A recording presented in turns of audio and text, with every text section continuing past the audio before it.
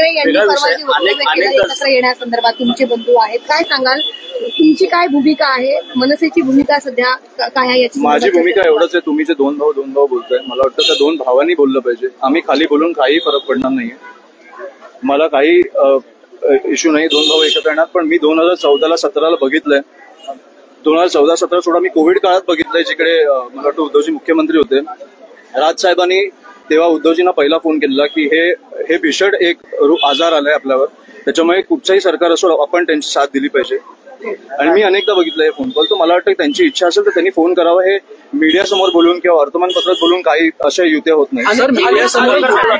सगळ्या गोष्टी मीडिया समोरच बोलतात. कुठे ना कुठे प्रस्ताव जो असतो, जो लेटर असतो, प्रस्ताव असतो, एकमेकाला भेटणं असतं. कारण एकीकडे वक्तव्य राजसाहेबांनी मला वाटतं त्यांच्याकडे एकमेकांचे नंबर आहेत, ते बोलू शकतात. एक्झॅक्टली ते होतं. त्याच्यामुळे मी तुमच्या समोर येऊन काही होणार नाही.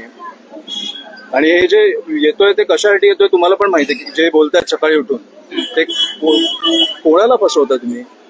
ते दोन भाऊ आहेत, ते बोलतील नाही का? यावेळी पुढाकार त्यांनी घ्यावा. कोणीही घ्यावं, मी नाही घेऊ शकत. आम्ही जे विरोधक आहेत ते असं म्हणतायत की दोन्ही ठाकरे जरी एकत्र आले तरी आमच्या किंवा इतर पक्षावर कोणताही परिणाम होणार नाही, हे शून्य आहे. कसं पाहिजे? नाही, मी जोपर्यंत काही होत नाही तोपर्यंत मी त्याच्यावर वक्तव्य करणार नाही. पण तुमची इच्छा आहे का एकत्र यायला? तुमची काय इच्छा आहे? परिवारातील सदस्य तुमची इच्छाच नाहीये.